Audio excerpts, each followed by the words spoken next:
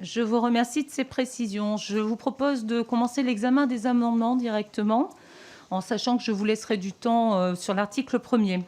Donc nous commençons par l'amendement numéro 108 de Madame la rapporteure. Merci Madame la Présidente, et j'en profite avant de démarrer pour remercier aussi le ministre Lemoine pour avoir eu cette écoute directe et un petit peu dans la précipitation, mais c'était important et nous avons bien pu travailler. Et dans cet article 1 qui pose beaucoup de questions, et je sais que c'est pour ça, je remercie la Présidente de laisser la discussion générale en fait sur cet article pour que chacun puisse s'exprimer. Mais je vais revenir quand même sur des fondements pour qu'on comprenne vraiment pourquoi on remet l'article 1 tel qu'il avait été écrit au niveau de l'Assemblée nationale avant l'examen du Sénat. Donc il s'agit d'un amendement un peu long, de rédaction globale, qui fera tomber, donc si nous l'adoptons, les autres amendements à l'article 1er, mais c'est pour cela qu'ensuite vous aurez la parole pour pouvoir défendre malgré tout vos amendements. En fait, ce choix que nous avons fait, c'est pour avoir, à la sortie de la commission, un texte cohérent, consolidé, sur la base duquel la discussion en séance sera plus aisée. En fait, un article nettoyé et sur lequel nous pourrons tous ensuite apporter des modifications. Et certains d'entre vous, lors de vos propos, ont déjà commencé à en donner quelques exemples. Donc j'espère que vous vous rallierez à cet amendement que je porte, ce qui ne vous empêchera pas donc de rediscuter certains points, et je suis sûre que ça sera fait en séance. Donc j'en viens au fond.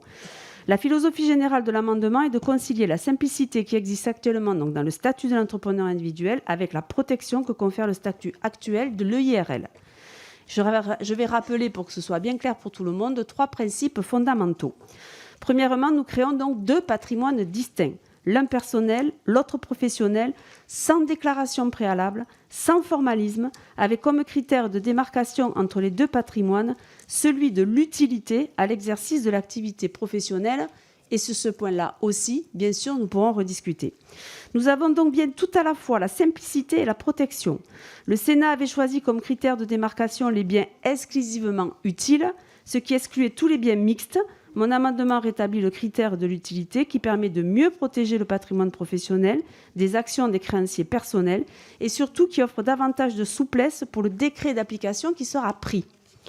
Deuxièmement, pour ne pas empêcher l'accès au crédit des entrepreneurs qui ont peu de garanties à proposer, il sera possible donc de renoncer, après un délai de réflexion de 7 jours, au bénéfice de la dissociation de patrimoine. C'est une grande avancée par rapport au statut actuel de l'EIRL qui ne permettait pas une renonciation spécifique. C'était tout rien. Mon amendement non rétablit ce délai de réflexion de 7 jours que le Sénat avait supprimé. Là aussi, nous pourrons peut-être avoir des échanges à ce sujet. Certains ont jugé donc ce délai trop long, mais il est important qu'un entrepreneur individuel puisse toujours avoir le temps de comprendre à ce à quoi il s'engage. Sinon, le statut perdra de sa force. Troisièmement, nous facilitons la transmission ou l'apport en société du patrimoine professionnel. De cette façon, il sera plus facile qu'auparavant de commencer une activité en solo, lorsqu'elle se développe ensuite, de créer une société.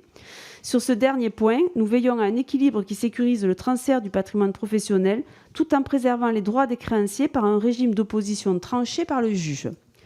J'ajoute que cet amendement conserve aussi plusieurs autres précisions du Sénat qui étaient implicites dans le projet initial du gouvernement, mais qui sont désormais clairement inscrites. Je pense par exemple à l'interdiction de se porter caution à soi-même ou encore au pouvoir reconnu aux époux pour administrer leurs biens communs. Il en va de même de l'articulation du nouveau statut de l'entrepreneur individuel avec les règles relatives à l'insaisissabilité, toujours compliqué ce mot, de certains biens immobiliers appartenant aux travailleurs indépendants. L'adoption de cet amendement permettra ainsi de rétablir le projet du gouvernement dans une version enrichie et améliorée. Et maintenant, je vais laisser donc les auteurs des autres amendements les présenter et je donnerai mon avis ensuite sur chacun d'eux.